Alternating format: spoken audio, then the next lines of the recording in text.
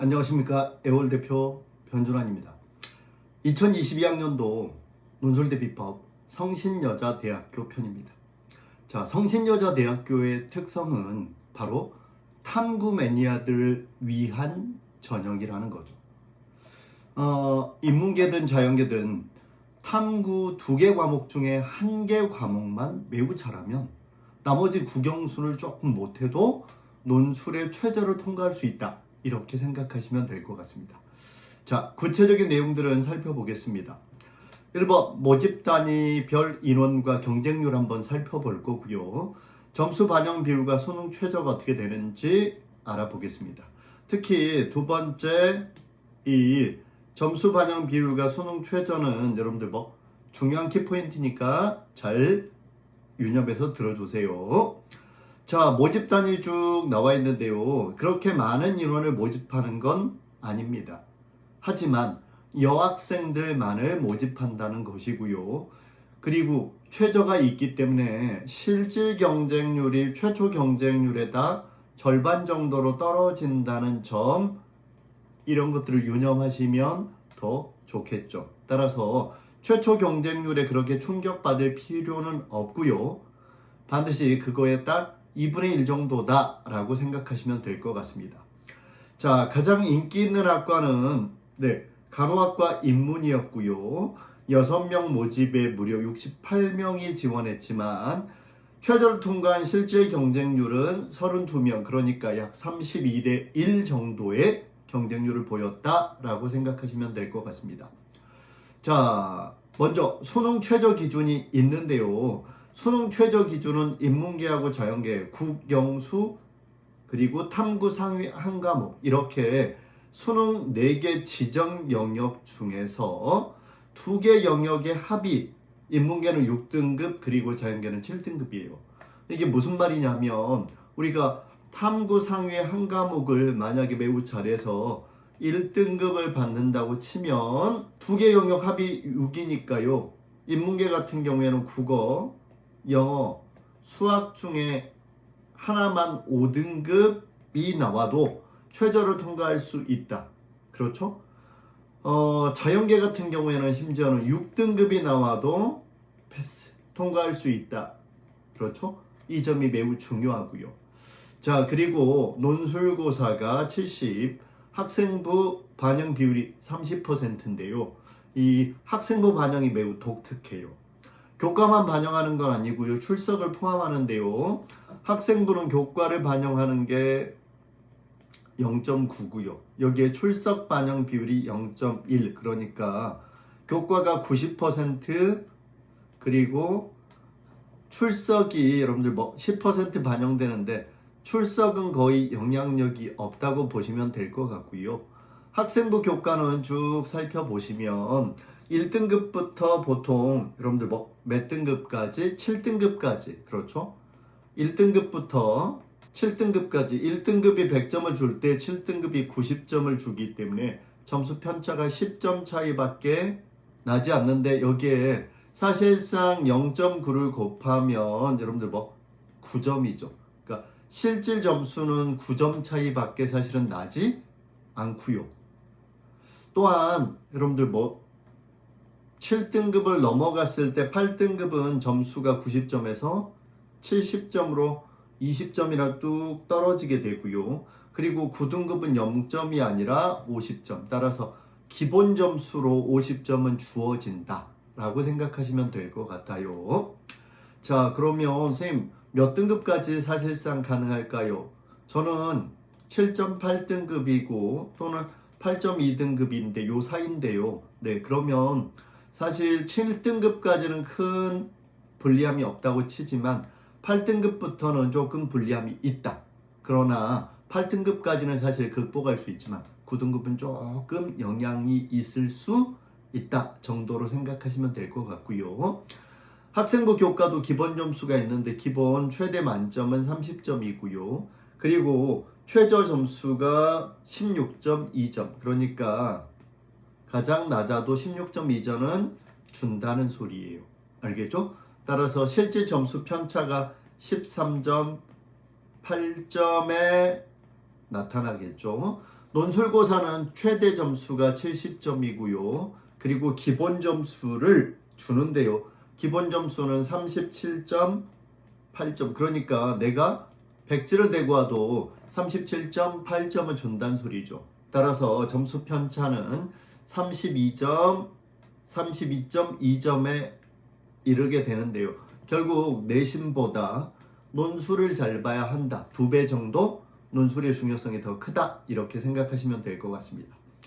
자, 원서 접수는 거의 9월 11일 토요일부터 14일 사이고요. 인문계 논술은 여러분들 수능 전에 봐요. 그렇죠? 수능 전에 10월 3일 얼마 남지 않았고요. 자연계 논술은 10월 2일이니까 하루 전에 보내요.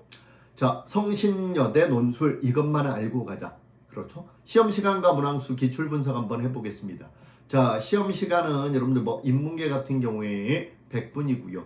둘 다 언어 논술 두 문항인데 800에서 1000자 내외의 글쓰기니까 결국 한 문항당 50분의 시간이 배정된다. 이렇게 생각하시면 될 것 같아요. 자, 50분 동안 여러분들 최대 1000자를 쓰는 문제다. 이렇게 생각하시면 될 것 같고요. 검은색 볼펜만으로 작성을 해야 한다라고 되어 있고요. 따라서 반드시 무슨 보호를 사용해야 돼요? 교정보호를 사용해야 됩니다. 자, 논술 모집단이 쭉 나와 있는데 문학, 비문학, 통계 자료가 골고루 나오고요. 주로 교과서에서 활용한다 이렇게 돼 있네요. 자, 2개의 문항이 800에서 1000자 내외고요. 4-5개의 지문이나 자료를 제시하는 형태가 나오는데 특징이 있어요. 이 성신여대는 특히 실제 현실 문제나 시사적 소재가 자주 활용되기 때문에 여러분들 최근 주요 현안에 관심을 가지고 쟁점을 정리해 둘 필요가 있어요. 예를 들면 올해 같은 경우에는 어떤 사건이 있었죠? 맞아요. 예를 들면 코로나 사태가 있고요. 또 일본에서 뭘 진행하죠? 올림픽을 진행하고 있죠. 그렇죠? 올림픽을 진행하고 있다. 이런 것들. 자, 우리나라에서는 여러분들 역대 대선 주자들이 여러분들 각 당의 대선 주자들이 나와서 여러분들 당내 경쟁을 펼치고 있고요. 이런 내용들이 주요 시사 현안들이 있겠죠. 또 뭐가 있죠? 네, 재난지원금에 대한 지급 형태에 대해서 논란이 있죠. 재난지원금을 어떻게 줄 것이냐, 전 국민에게 지급할 것이냐 아니냐, 선별적으로 지급할 것이냐, 이런 것들이 여러분들 최근의 주요 쟁점들이니까 한번 살펴봐 두시는 것 좋겠죠. 자, 성신여대 합격의 키포인트는 크게 3가지예요. 첫 번째, 시간 마감에 매우 주의하셔야 돼요. 50분에 800자 1000자를 제시문 독해 다 하면서 하는 건 쉽지 않아요. 따라서 보통 연습을 하실 때 논제 분석과 제시문 독해 매트릭스 구성까지를 30분, 그리고 실제 원고지 작성을 하는데 20분 동안에 800에서 1000자 정도를 실제로 베껴 쓸 수 있는지를 연습을 자주 해보셔야 돼요. 반복 연습이 필요합니다. 두 번째, 성신여대는 대단히 문제 길이가 길어요. 따라서 이 문제 길이를 이해하고 정확히 내용, 어떤 요구사항이 있는지를 분석하셔야 돼요. 세 번째, 장문 논제이기 때문에, 그리고 1000자짜리이기 때문에 최소 3단락 이상의 형식적 단락이 나누어진다 라는 것도 기억을 하셔야 될 것 같습니다. 자, 최근 기출문제를 보면서 한번 정리를 해볼게요. 문제 1번, 제시문 가현상을 나다 관점에서 평가하고, 논제 분석을 할 때는 항상 쉼표가 나오고 서술어 뒤에서 끊어주세요. 그리고 검토한 뒤 끊어주시고요. 그리고 논술하시오. 이렇게 여러분들 크게 3덩어리로 끊길 수 있죠. 첫 번째는 여러분들 평가형이죠. 평가예요. 무엇을 평가하느냐? 바로 제시문 가해현상을 나다의 관점에서 평가하는 내용이에요. 그렇죠? 자, 이런 내용이 바로 나와 있는데 논제 분석을 하자면 평가하시오, 이걸 보통 H, 서술어라 그래요. 서술어, 그리고 또 뭐가 있죠? W, what이라고 하는 목적어가 여러분들 기술의 핵심이고요. 목적어, 그리고 이거 requirement라고 해서 요구 조건들이죠. 자, 이게 첫 단락인데 쌤이 네모친 건 가현상을 평가하는 거예요. 두 번째, 각 평가를 비판적으로 검토한 뒤에 그랬어요. 그럼 결국 비판하시오란 문제죠. 무엇을? 각 평가를. 그러니까 나다에서 했던 가현상에 대한 평가를 비판하라는 거고요. 그리고 마지막, 이 가 문제에 대해서 자신이 생각하는 바람직한 처방, 즉 대안을 제시하시오란 문제예요. 그렇죠? 대안 제시. 이렇게 여러분들 요구 조건이 세 가지고요. 따라서 요구 조건이 세 가지이기 때문에 여러분들 어떻게 써야 돼요? 세 단락 정도로 쓰면 될 거고, 한 단락당 약 300자 정도로 구성을 하면 여러분들 1000자 내외에 좋은 답안지가 나올 수 있을 것 같죠. 첫 번째는 평가, 무슨 현상을, 나 현상에서 가 현상을 평가하는 거 하나, 150자. 그리고 다의 관점에서 가 현상을 평가하는 거 하나, 그래서 150자. 따라서 두 가지를 합해서 300자가 되겠죠. 두 번째, 각 평가를 비판적으로 검토해라. 그러면 여러분들 첫 번째 평가에 대한, 즉 나 관점에서 평가에 대한 비판이 있겠고요. 두 번째 평가에 대한 역시 비판이 있을 수 있겠죠. 역시 150자씩 두 개로 나눠주면 될 것 같고요. 그리고 세 번째, 가 현상, 즉 가 문제가 무엇인지 여러분들 서술하고 나서, 그리고 나서 여러분들 바람직한 대처 방안, 바람직한 처방을 서술하면 될 것 같아요. 그렇죠? 이건 난이도에 따라 다르겠지만 형식적으로 나눈다면 역시 얘도 150자씩 나누면 되겠죠. 자, 이렇게 쓰시면 여러분들 세 단락 정도의 정교한 답안이 구성될 것 같아요. 자, 문제 2번은 여러분들 문제 안에 제시문이 또 있는 형태고요.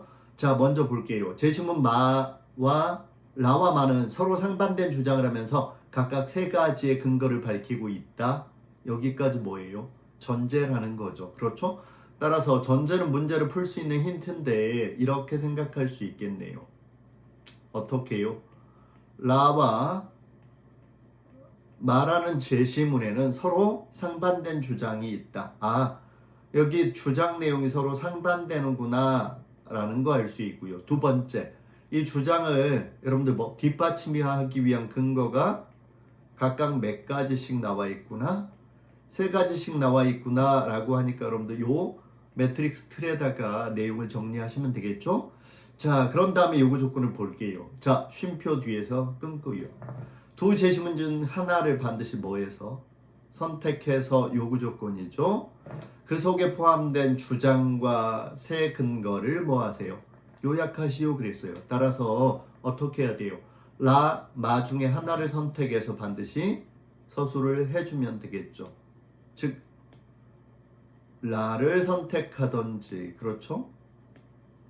라를 선택하던지, 네, 라를 선택하던지 아니면 마를 선택하던지 해서 요걸 한 단락으로 만들던지 또는 이걸 첫 단락으로 만들던지 하면 되겠죠. 두 번째 해볼게요. 자, 그 근거의 두 가지를 비판한 다음, 그랬으니까 또 끊어야겠죠. 자, 두 번째는 비판하라. 무엇을? 근거 중 두 가지를 그랬으니까 먼저 여러분들 라의 주장과 근거 쓰고 그 뒤에는 근거에 대한 두 가지 비판을 쓰고요. 마지막은 뭘 써야 돼요? 네, 자, 캘리포니아 주의 다음 제도에 대한 자신의 견해를 논술하시오란 문제죠. 그렇죠? 자, 아래 제시문 비판에 근거해서, 그렇죠? 그 비판의 근거의 요구 조건, 캘리포니아의 다음 제도가 모르니 무엇인지 모르니까 한단위 써주고 이것에 대한 자신의 견해를 써주는 문제겠죠. 따라서 요약, 비판, 주장 세 가지가 결합된 형태의 문제고 역시 세 단락에 300, 300, 300자로 구성하면 될 것 같아요. 이해가 되셨죠? 자, 2021학년도 기출 2교시 문제도 역시 문제가 긴데 한번 살펴볼게요. 제시문가에서 이후에 그린 뉴딜 정책의 주요 특징을 찾아 기술하고, 여러분들 끊으셔야겠죠. 여러분들 기술하라. 무엇을? 제시문가에 나타난 이후에 그린 뉴딜 정책의 주요 특징을 서술하라 그랬어요. 그린 뉴딜의 여러분들 주요 특징 서술, 그게 첫 번째고요. 두 번째는 여러분들 뭐예요? 네, 역시 여러분들 뭐 기술하라예요. 그렇죠. 무엇을? 주요 특징을. 나의 여러분들 이외 정책과 나의 정보를 활용하여 조건이죠. 한국 정부의 그린 뉴딜 정책이 갖는 주요 특징이네요. 그렇죠. 네, 기술하시오. 그러면 결국은 여러분들 뭐 주요 특징을 쓰는 게 두 가지인데 하나는 어디 거죠? EU의 그린 뉴딜이라면 하나는 한국 정부의 그린 뉴딜의 특징. 이 각각의 그린 뉴딜의 특징을 여러분들 뭐 정리하는 요구 조건이 두 단락이고요. 그리고 이 내용을 바탕으로 가에 소개된 한국 정부의 뉴딜 정책에 대한 찬성과 반대 입장에서 논하시오라는 주장형 문제죠. 즉 찬성과 반대 중에 하나를 선택해서 논술을 하는 구조예요. 따라서 한국 정부의 그린 뉴딜 정책을 먼저 쓰고 나서 이런 정책에 찬성한다 또는 뭐 한다? 반대한다. 상반된 주장 중에 하나를 선택하는 주의반 제 구조를 사용하든지 또는 그냥 주장과 이유 근거를 서술하는 논증 구조를 사용해도 되겠죠. 주장과 이유, 근거 정도를 쓰는 논증 구조까지만 갖추어줘도 답하는 별 문제가 없을 거예요. 역시 몇 단락이죠? 세 단락이죠. 자, 마지막 기출 2교시 문제 2번이에요. 제시문 다의 두 가지 관점 중 하나를 선택해서 라에 기술된 미국의 사례에 대한 원인을 진단하고 끊어볼까요? 여러분들 뭐 진단하라 무엇을? 여러분들 미국 사례에 대한 뭘 진단해요? 원인을 진단하는 거죠. 다만 다의 두 가지 관점 중 하나를 뭐 해야 돼요? 선택해야 되는 게 조건이겠죠. 두 번째, 다른 하나의 관점에서 기후변화 문제를 해결하기 위한 국제사회의 대처 방안. 국제사회 대처 방안이 무엇인지, 즉 기후변화 문제를 해결하기 위한 대처 방안이 무엇인지 원인 분석과 대안 제시에 이번에는 내용적으로 두 가지를 요구하고 있지만 여러분들 뭐 일단 내용이 복잡하니 정리를 해볼게요. 제시문 다에는 반드시 두 가지 관점이 나와 있대요. 그렇죠? 그러면 어떻게 해야 될까요? 네, 제시문 다에서는 나타난 두 가지 관점이 무엇인지를 먼저 서술하고 나서요. 그렇죠? 그리고 나서 라에 나타난 미국의 사례가 무엇인지 역시 서술을 해야겠죠? 그리고 이 관점을 적용하면 여기에 원인을 분석할 수 있겠죠. 원인 분석. 그렇죠? 여기까지가 내용적으로 여러분들 뭐 한 단락을 구성하면 될 것 같고요. 그리고 또 여기서 선택하지 않은 다른 하나의 관점에서 그랬어요. 그쵸? 따라서 선택받지 못한 남은 하나의 관점에서 그렇죠? 이걸 이용해서 기후변화 문제, 그러니까 가장 대표적으로 여러분들 지구 무순화 같은 문제, 온난화와 관련된 이상기후 문제, 전 세계에 나타나는 이상기후 현상들을 해결하기 위한 국제사회의 대처 방안을 쓰라는 내용이죠. 그렇죠? 국제사회 대처 방안을 쓰려면 문제 원인을 알아야 이 원인을 제거할 수 있는 추상적과 구체적 대안을 제시할 수 있겠죠. 따라서 여기서는 내용적으로는 크게 두 단락 정도로 구성하면 될 것 같습니다. 자, 여기까지가 성신여대 논술대비법이었고요. 기억하세요. 성신여대는 사탐을 잘 보면 국영수를 못 봐도 최저를 통과할 수 있다. 그러니까 수능이 폭망했다고 좌절하지 마시고 사탐 한 과목을 잘 봤다면 최저를 통과하는지 확인해 보세요. 두 번째는 여러분들 뭐예요? 논제가 인문 논술의 논제가 길기 때문에 한 단락으로 구성해서는 안 되고 보통 두세 단락인데 세 단락이 평균적으로 많이 나온다. 장문의 논제를 놓치지 마라 라고 했어요. 시간 관리 잘 하시는 거 잊지 마시고요. 꼭 성신여대 이 영상 보고 좋은 결과 있었으면 좋겠습니다. 지금까지 애월 대표 변준환이었습니다.